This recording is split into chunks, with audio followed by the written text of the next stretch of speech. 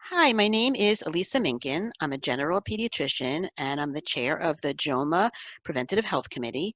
And I'm here tonight with Dr. Jonathan Howard, who is very gracious to come back. We did the first podcast together on how to fool yourself less, medical decision making for regular people.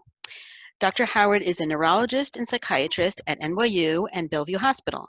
He's the director of neurology at Bellevue and the coordinator of the neurology clerkship.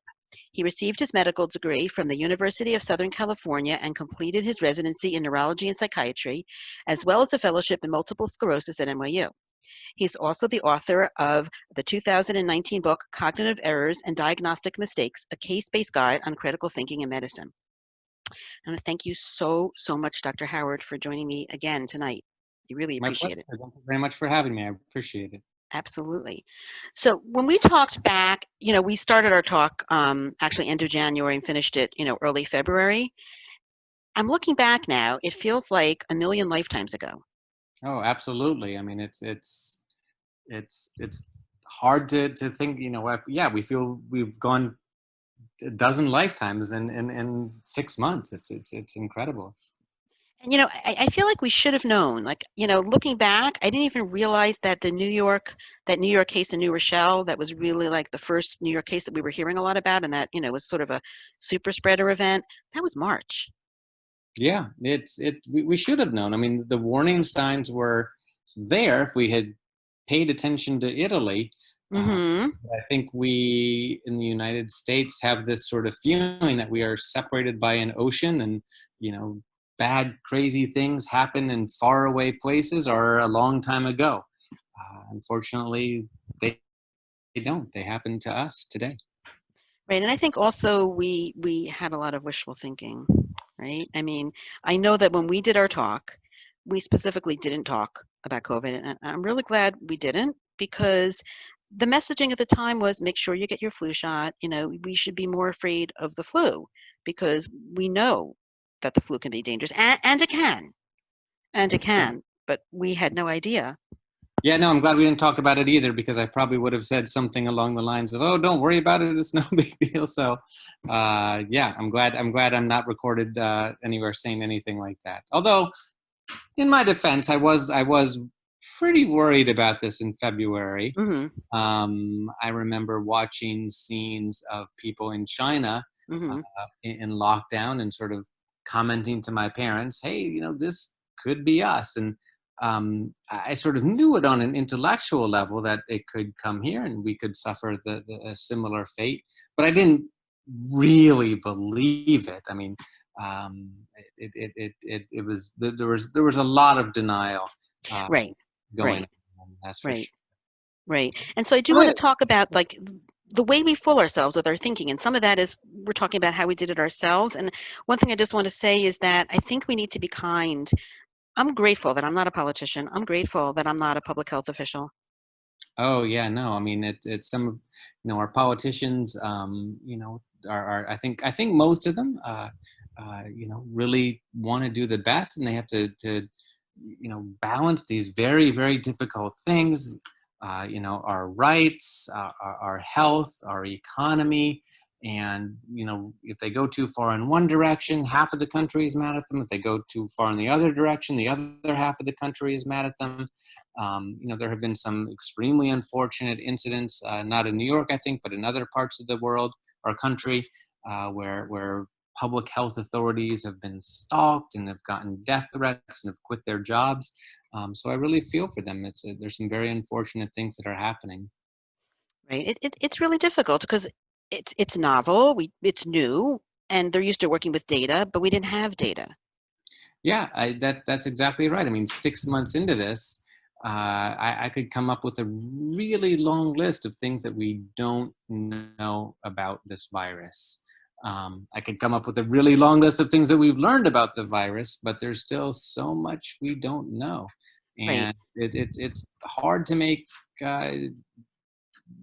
decisions when you have perfect information, and it's impossible, not impossible, but it's harder when you have very limited and unknown information. Right. Right. So I want to talk a little bit about, actually a lot about the concept of what I called in the last talk thinking traps. You can call them cognitive biases, you can call them heuristics, but talk a little bit about the ways we fool ourselves. Yeah, so cognitive biases and heuristics, they're sort of mental shortcuts that we can make. We have to make most of the decisions and that we make in our daily lives on based on incomplete information, and we can't sit and kind of logic and reason out every single decision we have to make. So we use these mental shortcuts, and for the most part, they work really well, or else they wouldn't have survived over the generations. So the word bias has a little bit of a bad connotation. If I was to say, oh, let's say you're biased, I probably wouldn't be paying you a compliment, but that's really not how, at least and I think most psychologists use the words.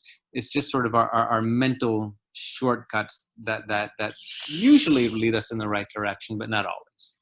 Mm-hmm.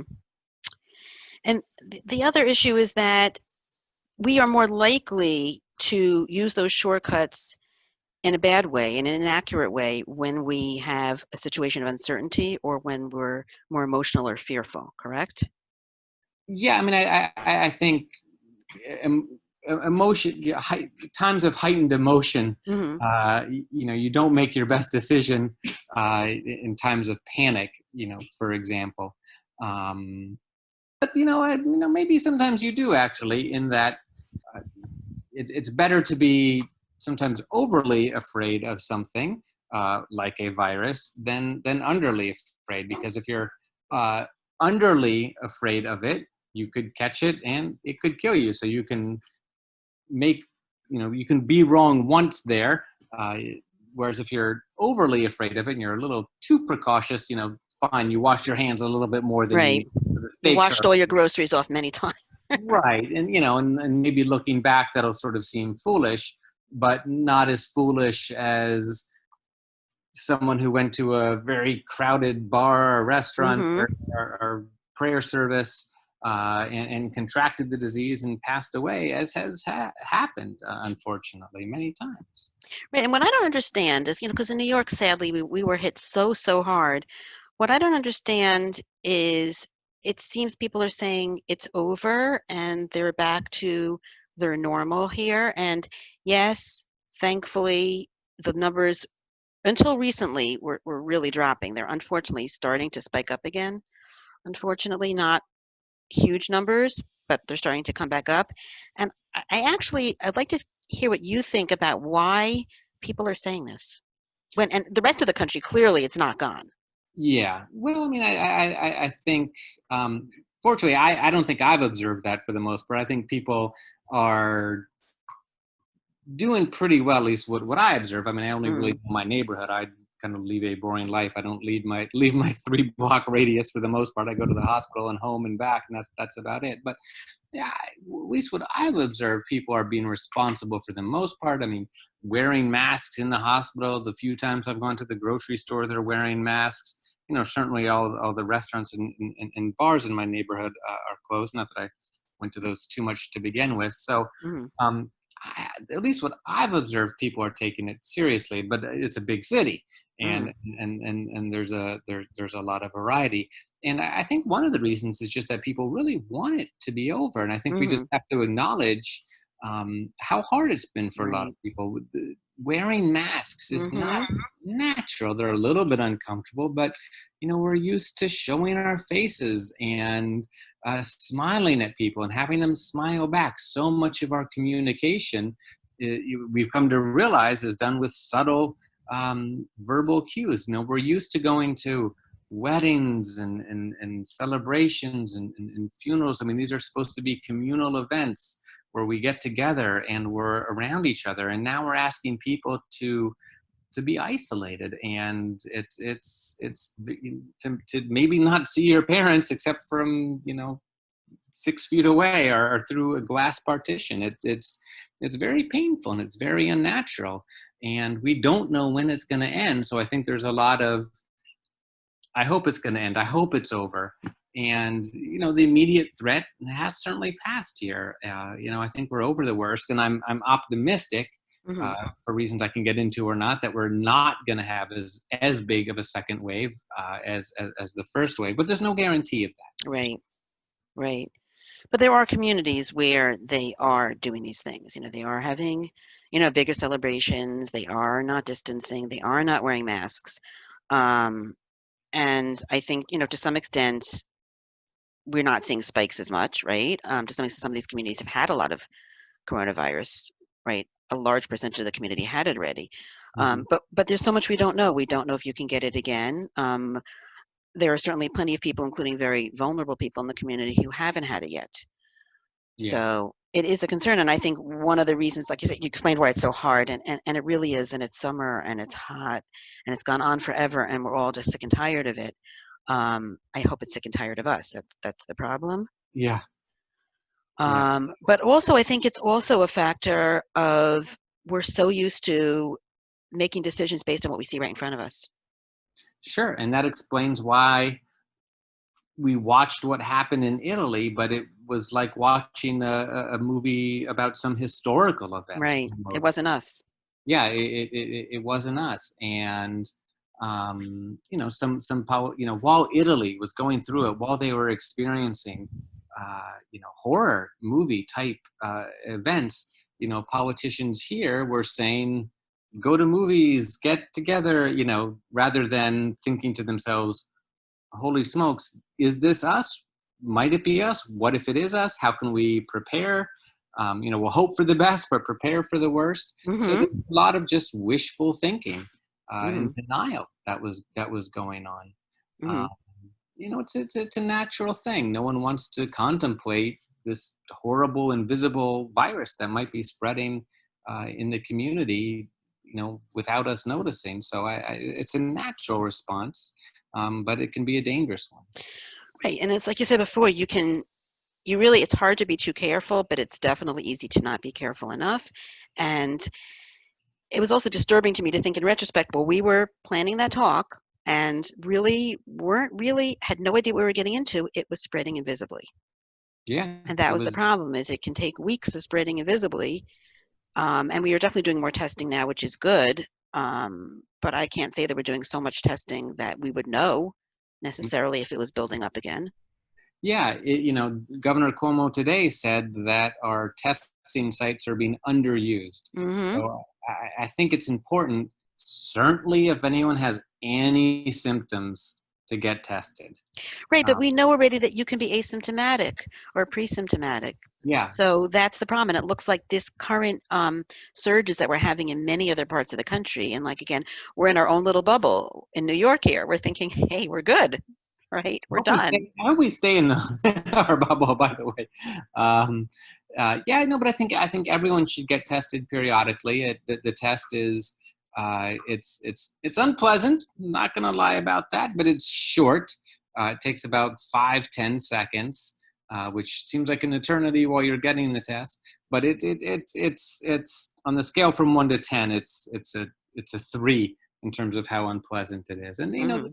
the stakes are high in that, yeah, if you test, if you are an asymptomatic carrier, you could spread it to people who you care about. So I encourage people to get tested periodically, and we're in a lucky position compared to other states where people are waiting 10 hours and being told, we're out of tests for today. Right, which is where we were when it was surging. Oh yeah, Right, we no. did not have enough testing was one of our problems. Yeah, absolutely. And our governor now is begging us to get tested, saying the testing sites are being underused. Right, but it's not even just about testing. It's also about contact tracing and quarantining. And all of those pieces have to be in place. And Yeah, we have to understand that there's so much limits to the testing. There's limits to the rapid testing, the testing, the PCR testing, or whether you have it right now. It limits to the antibody testing, whether you had it already. We're learning more things every day that the PCR test of whether you have it now can remain positive and you may not be infectious anymore. It may not even be that you are what you say, carrier. You may just have genetic pieces, still in you and you test positive, but you're not infectious. You're not sick and you can't transmit it. And you can have had it and potentially be immune to it and you can lose that antibody response. it, So the testing is limited. The testing piece of it is limited. Yeah, but it's much better than nothing. I Right. mean, there's no medical test that's perfect, and I don't know if this is the discussion you want to have. There, you can have false positives and false Hmm. negatives. Right. And you're right about the antibodies fading, but that can sound scary to a lot of people. Oh, you get infected twice, and maybe you can, but uh, so far, I think there's pretty good evidence that if you've had this disease once, you're going to have immunity for the foreseeable future. Maybe not for the next 5-10 years, but I don't think that you're at risk of getting reinfected a couple months later. And antibodies are important for immunity, but they're not the only type of immunity. So I'm, maybe it's just my sort of general optimism about things. Hmm. But Or wishful thinking. yeah, exactly right. But um, I think there's I don't know of any virus for which there is zero immunity, and Hmm. if people get a second infection, it's often milder. So Hmm. I'm optimistic about that. It could be. I mean, I think it depends on how vulnerable you are, how high risk you are, whether you have underlying conditions, if you're older. I think it'd be better to err on the side of caution. I You really don't want to do. you don't want to experiment. You don't want to find out if Yeah. you can get it twice. Yeah. uh, Yeah. So I think it keeps boiling down to the same thing, which is social distancing with people outside your pod or bubble, as the term is used, being careful, not acting like it's over. Of course, the hand washing is always so important. Um, and the masks. And I really want to talk about the masks because our country is on fire about these masks. Like, why? Yeah, unfortunately, it's become a very political issue, and we're the only country I think where that's the case. Where wearing a mask, you can kind of predict someone's political leanings based on whether they do or do not wear a mask. Um, Fortunately, I think that's changing in that a lot of politicians who a couple months ago or weeks ago even were not saying to wear masks are now very much saying to wear masks. And when one thinks about it, I struggle to think other than maybe vaccines themselves, and we can talk about that too with regard to COVID. But are there any medical interventions that are as safe, Hmm. as cheap as masks? I mean, maybe seatbelts, but I mean, generally in medicine, everything we do costs money. Masks, cost $2, and everything we do has some side effects. What are the side effects of masks? Well, they're a little bit irritating behind my ear by the end of the day. And I spoke about two, and I shouldn't minimize this, the unnaturalness of not being Hmm. able to smile. And So it's so there hot. are some, And it's hot. yeah. So there are some side effects to masks, but the potential benefit of cutting the spread of this virus in half is just enormous and really unparalleled in medicine. If this was a pill and people were to take it, it would be a blockbuster. It would be a miracle medication. Cut your risk of spreading this virus to your loved ones by 50% by taking, X, Y, and Z medication. It would be hailed as the greatest discovery in the history of drugs. So, especially if it cost like a mask, $2 or something like that, and it lasted however long masks last, I mean, months, it would be a really amazing thing. Right. I mean, we don't have a vaccine. We don't have a medication yet that we know works and is, safe. But we do have this, and like you said, 50%. I don't know the exact numbers, um, but it's substantial, and it's what we have. Yeah, and Um, and mhm, and when you talk about a virus that can spread exponentially, and what we mean mhm. by that is, one person gives it to two people, who gives it to four, who give it to 8, 16, 32, 64. If you can cut that even by a little bit, you've made an enormous dent in how far this can spread. So, anything and something that seems even mildly effective can have for the population of New York City a truly major impact. And I think that's one of the reasons that we have so far been spared a second wave. I think Mhm. masks and social distancing, really work. And I think it's also important too to stress that I think we've learned a lot of activities that seem safe, and it's important to let people know what those are. Not perfectly safe. There's nothing as safe as, I suppose, sitting at home alone on your couch, but who wants to live life that No, it's not healthy. No, it isn't. no, no, no. But I mean, I think, you know, being outside and walking past someone, your chances of getting it are extraordinarily low. Right. Walking around the block, getting exercise, seeing friends and family outside, Mhm. sitting, definitely, close enough so you can hear them, but, not right next to them. I think is not perfectly safe, but the number of cases that have been documented to spread outside, very, very low. So, Mhm. we hopefully have 6-7 months before it gets too cold to go outside. So, you know take advantage of that time. Right, right, and in my block, we have a block minion, and, it's outside. It's Yeah. outside. Um, People wearing masks, they're social distancing, and it's outside, and those 3 things together make it quite low risk. So that's really, really good. But I think that this is hitting upon a bunch of things. I think that one thing that makes it hard is when we're saying it's mandatory, and that overlaps a lot with vaccines. hmm People do not wanna be told what to do. Yeah, I think there's a sort of rebellious streak in America, which Mhm, often serves us very well. mhm, It's one of the reasons, we put a man on the moon and invented the internet, and, you know, we're sort of, our country's kind of pushing the boundaries, and, you can't tell me what to do.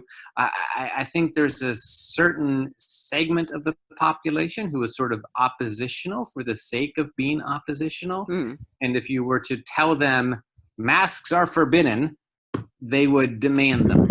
And these are the same people now who are refusing to wear masks just because they don't want to be seen as sort of compliant. They want to be seen as individuals, as you can't tell me what to do. And I get it, but it also seems a little bit childish right, in some ways. I mean, kind of like a toddler refusing to clean up. And listen, I love America. I love my people. I love my country, and I think our individualistic spirit, as I said, is mhm, one of the reasons that we've done these amazing things. But a pandemic is a unique, kind of incomparable situation where we really need to come together as a community, because generally speaking, what I wear uh, doesn't affect you. If I wear a hat, if I mhm, wear, blue jeans, you walk by me on the, as long as I'm wearing something, right, it doesn't affect you, and vice versa. What you wear doesn't affect me. But with the pandemic, these unprecedented times, this once in 100 years type event, you wearing a mask protects me, and me wearing a mask protects you. So it really is a time to come together as a community. And we've seen cultures where mask wearing has been normal. It's been mhm, normal for many years in Asian countries, because right, they're used to dealing with these outbreaks.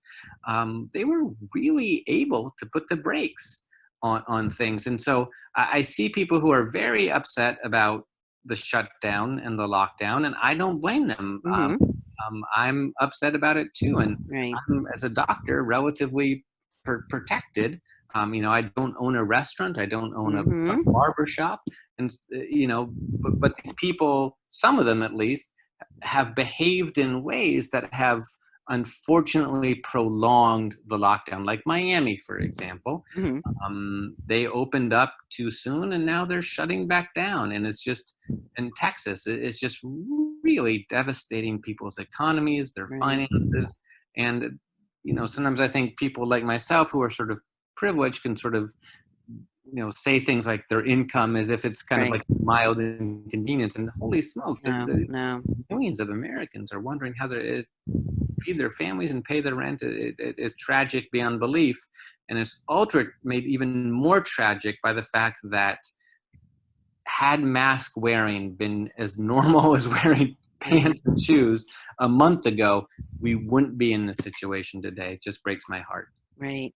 And it's unfortunate that, there was confusion in the messaging about, whether it worked or not in the beginning. I think we have to move beyond that. We know at this point that it does work. We do have access to a wide range of community masks. You don't have to walk on the street wearing an N95 Correct. mask. It was very frustrating for me to see people walking on the streets wearing these N95 when I, as a physician, couldn't get one, or my son was working with COVID patients, new doctor, couldn't get one. Right. And that was one of the reasons why that messaging was the way it was. We had a shortage, and the shortage included for the healthcare providers who were taking care of these patients. You don't need a fancy mask. I mean, Right. even just some cloth over your face. If you cough, prevents those droplets from spreading. I'm making this up by 50%, and as I said before, even a small dent, creates big outcomes in the future. And I'm optimistic that this will. I mean, this will end. I think that's a very important point to get Hmm. across. Um, None of us know when, none of us know how, but you know this will end, and life will. Coronavirus might be here in some form for kind of like chicken pox or Hmm. measles or the flu, but we will get our lives back eventually. And we can all take steps now to make that as soon as possible. Right. And we're hoping also to get a vaccine. There's a lot of talk about it coming out really, really soon, like a year or 18 months. There's also a lot of talk, some of which are actually conspiracy theories on the vaccine. So I just want to touch a little bit on what a conspiracy theory is and maybe how people could recognize it, because it would be really sad if we're trying to get a good vaccine out and a significant percentage of the people are afraid of it. Yeah, Afraid to the absolutely. point of not getting. I mean, I'm not saying that I'm going to run and be the first person online to get a new vaccine, right? It will be new. Yeah, well, I mean, any vaccine will have been studied. Hmm. And the question is for how long and in how many people. So the average vaccine takes a decade to study. I'm hoping that we will have a vaccine before the year 2030. Um, the fastest vaccine that was ever developed was the mumps vaccine, and that took 4 years Hmm. in the 1960s. So I'm also hoping we're going to have a vaccine before the year 2024. Hmm. So yeah, this vaccine will be relatively untested, but that doesn't mean completely untested. So the vaccine trials that have been done so far have been relatively small. They've been on, a couple hundred people. That's how vaccine studies or any study of any medication typically starts in just relatively small groups of people just to make sure that it's safe and that it seems to work. But Hmm. the big studies, they go in phases 1, 2, and 3. But the big phase 3 studies are attempting to enroll 10 or 30,000 people to make sure that the vaccine works and that the vaccine is safe. But you're right that the vaccine won't have been studied for decades before it becomes available to the general public.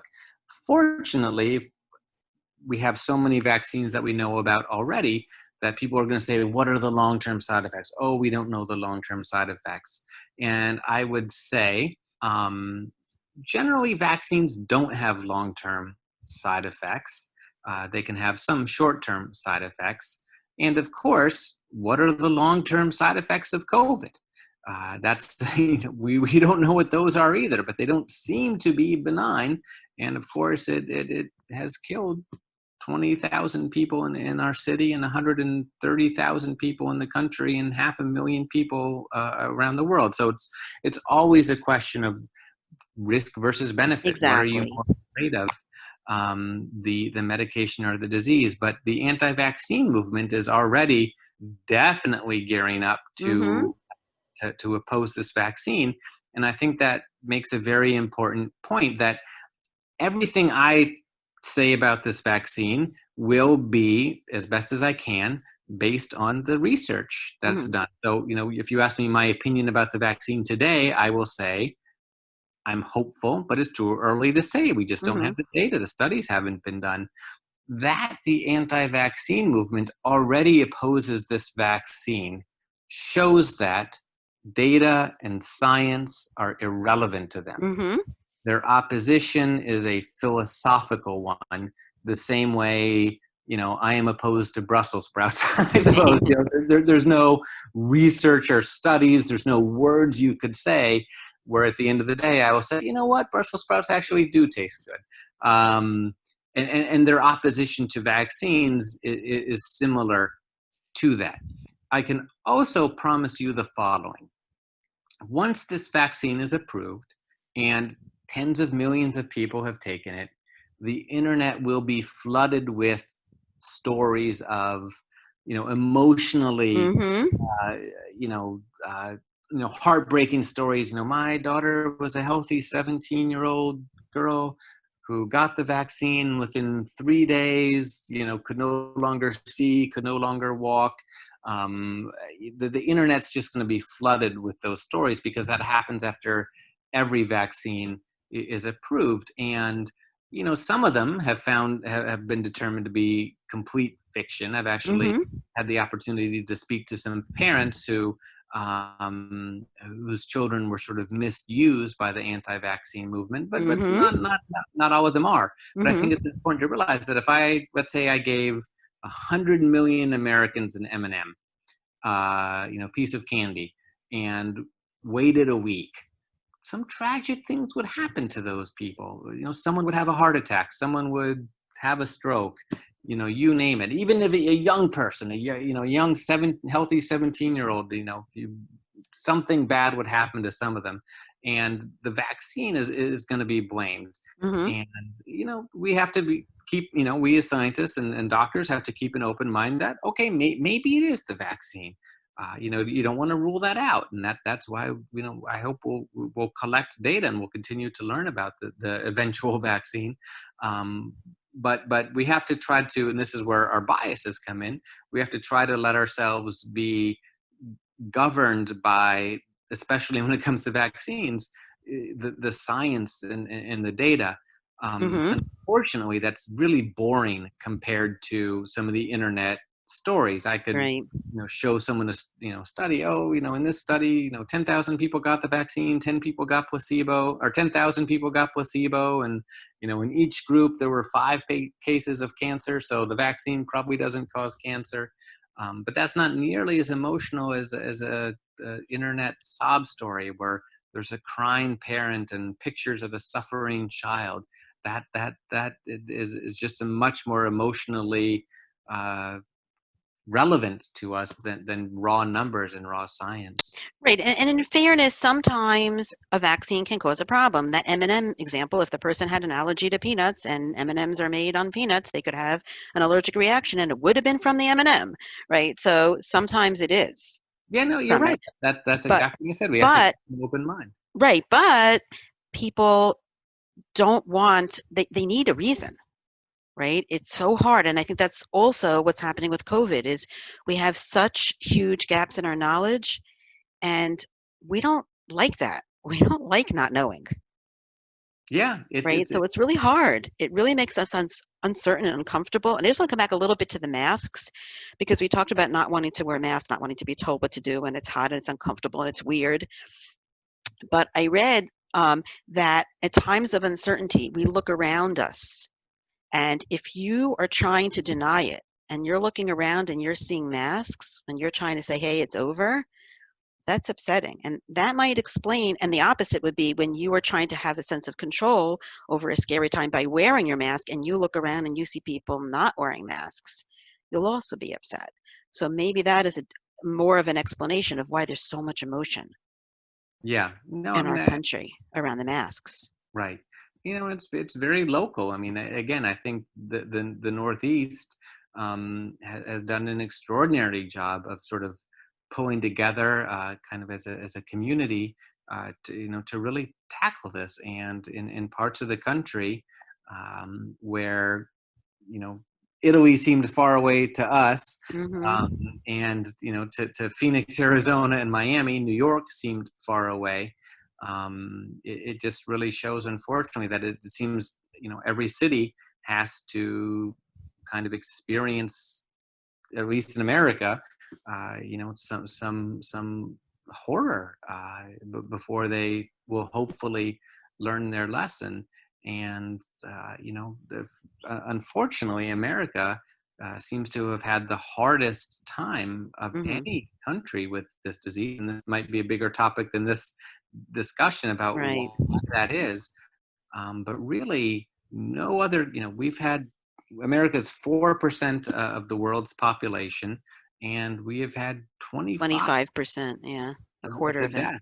It's It, it's horrible. it's it's horrible. Not that I wish suffering on India and Mexico and Right. Pakistan, but these, the richest, the most powerful country in the world, and other, European countries are looking at it. Not just European countries. I think every country is looking at us with a mixture of sort of horror and pity. I read one European scientist say, we modeled our response based on what we, research done on research done in American universities. I mean, we think that we have the best scientists and the best universities and the most knowledge, and maybe we do, but we're utterly unable to apply that.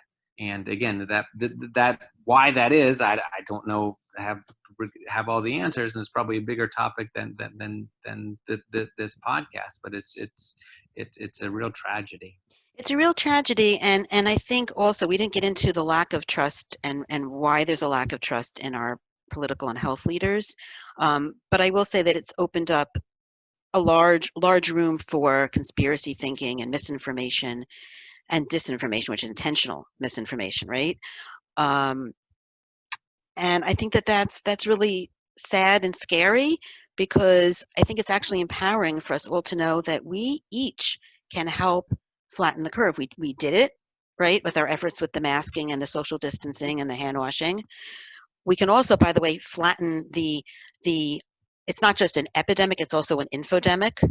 We can also flatten the infodemic curve by being more careful with what we read and thinking through it more clearly. I just want to mention we didn't get into it, and I don't have time to go into it.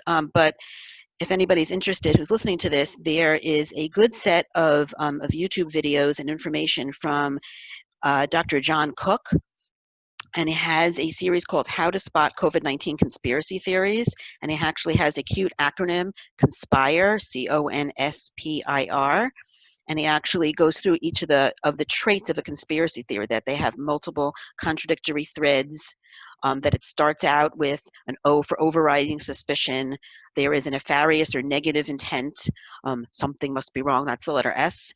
There's a persecuted victim. And as you mentioned before, it's immune to evidence. You cannot undermine a conspiracy theory. There will always be a conspiracy theory about that. And reinterpreting randomness.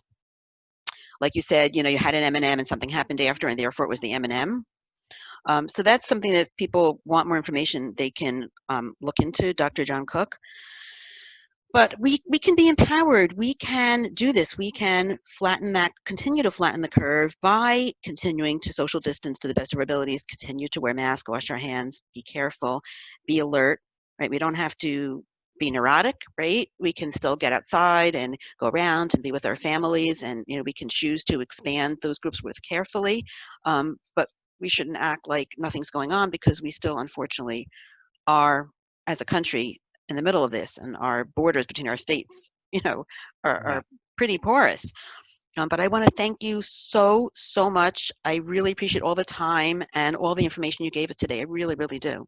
Well, great. Listen, I hope that we, next time we connect, our conversation will be, yeah, along the lines of, boy, we made it through it. It's over. It really will be Yeah, over yeah, then. It you know, has to be over. yeah, right. As I said, it will end, but there's not going to be sort of a moment A where it hard ends. stop. There's not a hard stop here. No, it's Yeah. going to be, kind of what we've experienced, a gradual decline, and hopefully one that will continue, and hopefully, the rest of the United States will see our success and be able to emulate it. and that a vaccine will be available sometime. I'm actually more optimistic than you are that it's going to be available, around New Year's. But that's by far the most optimistic timeline. But it could be just wishful thinking on my part. But it's certainly Well, I'm planning on doing talk with an infectious disease doctor about some trials, so that will be one of our next topics. great. I look forward to listening. Thanks so Thank much for having you. me. Thank you Appreciate it. so much. End meeting.